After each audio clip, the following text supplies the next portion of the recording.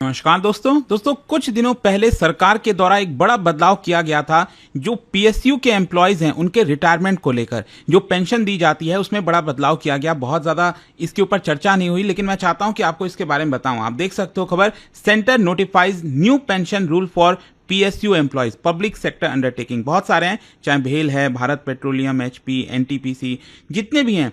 तो उसमें यहाँ पर कुछ जो ऐसे एम्प्लॉयज हैं जो पहले सेंट्रल गवर्नमेंट में थे, फिर बाद में पीएसयू के अंदर एब्जॉर्ब हो गए, तो उनके लिए स्पेसिफिकली ये काफी ज्यादा इंपैक्ट करेगा और इसी को थोड़ा सा डिटेल से चर्चा करेंगे। चलिए आगे बढ़ते हैं, लेकिन उससे पहले आप सबको बता दूं, आज से स्टडी आईक्यू पर जो ऑप्शनल फेस्ट है वो स्टार्ट हो रहा है। मतलब अगर आप जीएस फाउंडेशन 2026 की तैयारी कर रहे हो तो हमारा फाउंडेशन बैच प्लस ऑप्शनल एक साथ अगर आप लेते हैं तो एक्स्ट्रा यहां पर आपको डिस्काउंट मिलता है। बस आपको यूज करना है कोड अंकित लाइव, ताकि आप मैक्सिमम डिस्काउंट लें। और लिंक कमेंट सेक्शन में, अगर आपको कोई डाउट है, प्रॉब्लम है, तो ये फोन नंबर दिया हुआ है, इस पर आप कॉल कर सकते हैं। मेरी पर्सनल टीम आपको अच्छे से गाइड करेगी और बताएगी। चलिए शुरुआत करते हैं। सबसे पहले मैं आपको बता दूं, रिसेंटली गवर्नमेंट ऑफ इंडिया के द्वारा जो central civil services pension rules 2021 है, इसमें बदलाव किया गया, अमेंडमेंट किया गया और यहां पर एक नया रूल इंट्रोड्यूस कर दिया गया, रूल नंबर 3729C। और ये जो चेंज है, बेसिकली सरकार चाहती है कि जो पीएसयू एम्प्लॉयज हैं उनका जो डिसिप्लिनरी एक्शन होता है, मतलब जो उनके ऊपर कंट्रोल होना चाहिए, उसको और ज्यादा टाइटन करना चाहती है। और एक प्रकार से उन लोगों के ऊपर होगा, स्पेशली जो पहले सेंट्रल गवर्नमेंट के एम्प्लॉयज थे। मतलब देखिए, एक्चुअली क्या होता है ना कि जो भी एम्प्लॉयज इस समय पीएसयूज में है, अभी तो क्या है कि डायरेक्टली जो पीएसयू है वो आपका रिक्रूटमेंट के थ्रू इनको हायर करती है, लेकिन पहले क्या था कि डायरेक्टली वो जितने भी एम्प्लॉयज थे वो मिनिस्ट्री के अंदर आते थे, जो अलग अलग मिनिस्ट्री हैं, जैसे टेलीकॉम मिनिस्ट्री हो गई तो उसके अंदर बीएसएनएल हो गया। तो पहले वो सेंट्रल गवर्नमेंट के एम्प्लॉयज थे, लेकिन अब आज के डेट में आप देखोगे तो वो डायरेक्टली पीएसयू के अंडर में ही आते हैं। तो यहां पर जो अमेंडमेंट है, it will directly affect PSU employees those who were absorbed from central government services। मतलब वो एम्प्लॉय जो पहले सेंट्रल गवर्नमेंट सर्विसेज का पार्ट थे, बाद में चलकर PSU के अंदर उनको एब्जॉर्ब करा दिया गया, तो उनका जो पेंशन बेनिफिट है वो एक बड़े खतरे में आ सकता है। खैर, यहां पर पहला क्वेश्चन तो ये है कि ये central civil services pension rule जिसमें बदलाव किया गया है, जो मैंने आपको बताया, ये है क्या? एक्चुअली क्या है कि यहां पर ये जो रूल है ना, वो retirement benefit, pension entitlements of central government employees उसको गवर्न करता है कि सेंट्रल गवर्नमेंट के जो एम्प्लॉयज हैं उनका रिटायरमेंट बेनिफिट, पेंशन कैसा होना चाहिए, कितना होना चाहिए और किस बेसिस पर होना चाहिए। मतलब अगर कोई एम्प्लॉय कोई गलत काम कर रहा है तो क्या उस केस में उसका पेंशन कट किया जा सकता है। तो वो सारी चीजों को ये गवर्न करता है। और एक्चुअली इसके पहले होता था 1972 का रूल्स, लेकिन आगे चलकर इसको मॉडर्नाइज किया गया और एक प्रकार से इसको कंसोलिडेट कर दिया गया और नया रूल लाया गया था 2021 में। और ये जो रूल है वो अप्लाई करता है सभी सेंट्रल गवर्नमेंट सर्वेंट्स के ऊपर, those who were appointed before 1 जनवरी 2004। क्योंकि 2004 एक बहुत ही इंपॉर्टेंट ईयर था, क्योंकि इसके पहले आप सबको याद होगा ओल्ड पेंशन स्कीम चलता था और आगे चलकर 2004 के बाद जो है नेशनल पेंशन सिस्टम एनपीएस लाया गया था। तो ये आपको ध्यान में रखना है कि जो एम्प्लॉयज पहले ओल्ड पेंशन स्कीम के अंदर थे उनके ऊपर है ये स्पेसिफिकली। खैर, मैं इसके ऊपर आगे आऊंगा, लेकिन क्वेश्चन ये है कि ये जो नया रूल लाया गया है 3729C, ये कहता क्या है? देखिए, ये इसका मतलब ये हुआ कि नाउ पीएसयू एम्प्लॉय उनका जो रिटायरमेंट बेनिफिट है वो लूज हो सकता है अगर जो एम्प्लॉय को डिसमिस किया गया, रिमूव किया गया फॉर देयर मिसकंडक्ट और डिसिप्लिनरी ग्राउंड्स। मतलब कोई भी पीएसयू एम्प्लॉय यहां पर अगर वो मिसकंडक्ट करता हुआ पकड़ा गया और यहां पर उसको डिसमिस कर दिया जाता है ऑन डिसिप्लिनरी ग्राउंड्स, उसको हटा दिया जाता है, तो उस केस में उसका रिटायरमेंट बेनिफिट्स भी चला जाएगा। ये बहुत इंपॉर्टेंट है, क्योंकि पहले क्या होता था मैं आपको बताता हूं, अगर पीएसयू एम्प्लॉय को डिसमिस भी कर दिया जाए फॉर मिसकंडक्ट तो भी उसका जो पेंशन है from previous central government services, जो मैंने आपको बताया ना, जो भी एम्प्लॉय 1 जनवरी 2024 के पहले आपका अपॉइंट हुए थे, तो उन लोगों के ऊपर ऐसा था कि अगर वो मिसकंडक्ट के वजह से डिसमिस भी किए जाते हैं तो भी उनका जो रिटायरमेंट बेनिफिट्स है वो चलता रहता था, उनको पेंशन मिल जाती थी।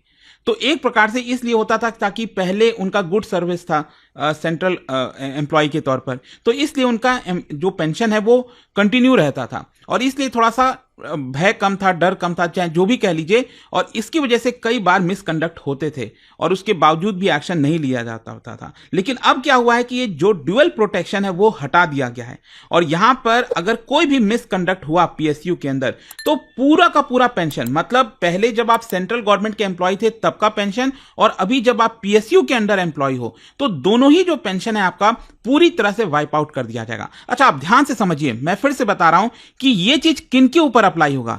ये बेसिकली उन पीएसयू एम्प्लॉयज के ऊपर लागू होगा जो इनिशियली पहले गवर्नमेंट सर्वेंट्स थे, मतलब सेंट्रल गवर्नमेंट के एम्प्लॉय थे और आगे चलकर पीएसयू में उनको एब्जॉर्ब करा दिया गया और उनका अपॉइंटमेंट 1 जनवरी 2004 के पहले हुआ था, मतलब वो ओल्ड पेंशन स्कीम के अंडर में आते हैं। तो ये उनके ऊपर अप्लाई होगा। किन के ऊपर अप्लाई नहीं होगा?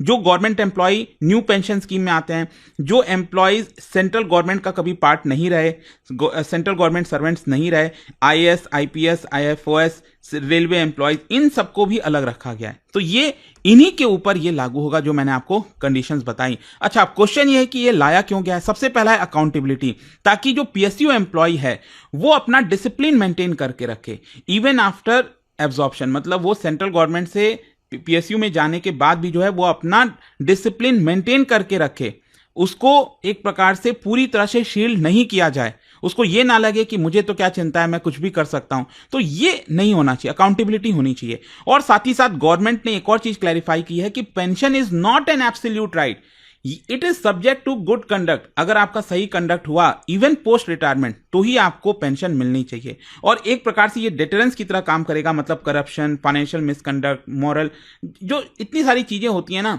जो कि कई बार आदमी बहुत लाइटली लेता देता है, तो ये नहीं होना चाहिए, ये अकाउंटेबिलिटी होनी चाहिए। अच्छा, यहां पर क्या कोई प्रोटेक्शन दिया गया है? बिल्कुल, मैं आपको बता दूं, ऐसा नहीं है कि कोई भी पीएसयू, मान लो भेल हो गया, बीएचईएल, ठीक है, तो अगर वहां पर जो बॉस है, अगर वो डिसाइड करता है, भेल डिसाइड करता है कि इस एम्प्लॉय को मिसकंडक्ट में बाहर किया जा रहा है, रिमूव किया जा रहा है, लेकिन फिर भी यहां पर जो ओवरसाइट होगा, रिव्यू होगा, वो आपका मिनिस्ट्री के अंडर में होगा।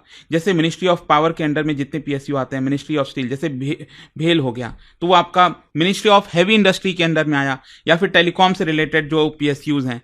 तो आई होप आप समझ पा रहे होंगे कि यहां पर जो मिनिस्ट्री है वो अल्टीमेट अथॉरिटी होगी, वो यहां पर देखती रहेगी कि कहीं एम्प्लॉय के साथ कोई गलत तो नहीं हो रहा है, क्योंकि गलत तरीके से भी एम्प्लॉय को हटाया जा सकता है पॉलिटिक्स करके, तो वो नहीं होना चाहिए। और साथ ही साथ जो सेंट्रल सर्विसेज पेंशन रूल्स है वो फॉलो होना चाहिए। उसमें जो जो चीजें की गई हैं कि ये कमिटी बनाई जाएगी, ये जो डिसीजन होगा उसके बाद उसको डिसमिस किया जाएगा, तो नेचुरल जस्टिस और ड्यू प्रोसेस होना चाहिए। अगेन आप यहां पर कंपैरिजन टेबल देख सकते हो कि यहां पर पहले क्या होता था, पहले यहां पर आप कुछ भी कर लो फिर भी आपका पेंशन हमेशा बना रहता था। बहुत रेयरेस्ट ऑफ रेयर शायद कभी ऐसा होता होगा कि किसी का पेंशन रोका जाए, लेकिन अब यहां पर ऐसा नहीं होने वाला। खैर, यहां पर एक कॉन्स्टिट्यूशनल एंगल भी है, ध्यान रखिएगा। जो हमारा संविधान है उसका आर्टिकल 309, उसके तहत सरकार जो सर्विस कंडीशन है उसको रेगुलेट कर सकती है। इनफैक्ट सुप्रीम कोर्ट के जजमेंट में भी यह कहा गया है कि जो पेंशन है वो फंडामेंटल राइट नहीं है। स्पेशली आपके यूपीएससी एग्जाम के लिए बहुत इंपॉर्टेंट हो जाता है। मान लीजिए कि अगर प्रीलिम्स में आ गया कि यहां पर ये जो आपका पेंशन है it is a fundamental right, तो ये गलत हो जाएगा। ध्यान रखिएगा, ये फंडामेंटल राइट नहीं है, बट ये स्टैट्यूटरी राइट है, ये बात सही है,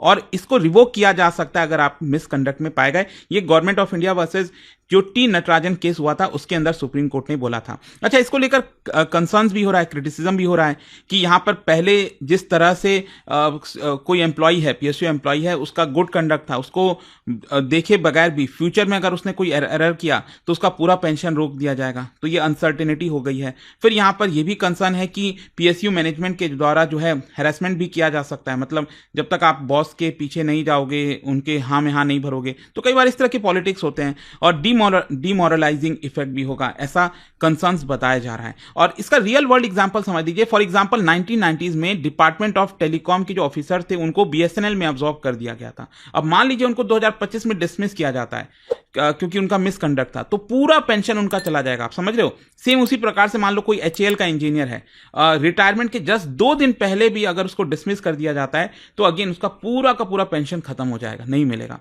तो ये काफी बड़ी चीज हुई है और इसका पॉजिटिव इंपैक्ट देखिए, यहां पर ये बोला जा रहा है कि एथिकल गवर्नेंस जो है पीएसयू के अंदर उसको प्रमोट करेगा। यहां पर जो डिसिप्लिनरी एक्शन होना चाहिए कॉन्सिक्वेंस के आधार पर वो भी किया जाएगा, जिसकी वजह से ऑर्गेनाइजेशन का हेल्थ अच्छा होगा। और जो एनोमलीज थे, जो पीएसयू एम्प्लॉयज पहले मिसबिहेव कर पाते थे, उनके ऊपर कुछ होता नहीं था, अब वो चीजें नहीं हो पाएंगी। तो आई होप दोस्तों यहां पर आपको अच्छे से डिटेल में आप समझ में आ गया होगा कि ये चेंजेस से क्या असर होने वाला है। और जाने से पहले एक बहुत ही इंटरेस्टिंग क्वेश्चन रिगार्डिंग पीएसयू से रिलेटेड 2 स्टेटमेंट दिए, आपको बताना है कौन सा करेक्ट है और उसका जो राइट आंसर है आप सब जानते हैं, मेरे इंस्टाग्राम पर तो मिलेगा ही, वहां पर अगर आप नहीं हो कोई बात नहीं, टेलीग्राम से ले सकते हैं इसका सही उत्तर। और दोस्तों जैसा मैंने आपको बताया, अगर आप यूपीएससी की तैयारी कर रहे हैं तो ये आपके पास बड़ा मौका है, क्योंकि 24 जुलाई तक अगर आप हमारे फाउंडेशन बैच और ऑप्शनल के बैच साथ में लेते हैं तो सिंपली आप वेबसाइट पर जा सकते हैं, दोनों को सिलेक्ट कर सकते हैं और पूरा का पूरा जो प्राइस है वो आपको काफी कम हो जाएगा। अगर आपको कोई प्रॉब्लम आ रही है, दिक्कत आ रही है, ये फोन नंबर दिया हुआ है, इस पर आप सिंपली कॉल कर लीजिए। यहां पर मेरी पर्सनल टीम है जो आपको अच्छे से हेल्प कर देगी। आपको यूज करना है कोड अंकित लाइव ताकि आप मैक्सिमम डिस्काउंट ले सकें। दोस्तों स्टडी IQ IAS लेकर आया है एक जबरदस्त P2I कॉम्बो ऑफर, जिसमें आपको मिलेगा फाउंडेशन प्लस ऑप्शनल सब्जेक्ट की पूरी तैयारी एक ही जगह। इस एक्सक्लूसिव ऑफर में मिल रहा है इंडिया के टॉप एजुकेटर्स से live classes, 1-on-1 personalised mentorship, GS के लिए प्रीलिम्स एंड मेंस का रेसिडेंशियल प्रोग्राम और कई एक्साइटिंग रिवॉर्ड्स, जैसे प्रीलिम्स क्रैक करने पर पूरा फीस रिफंड।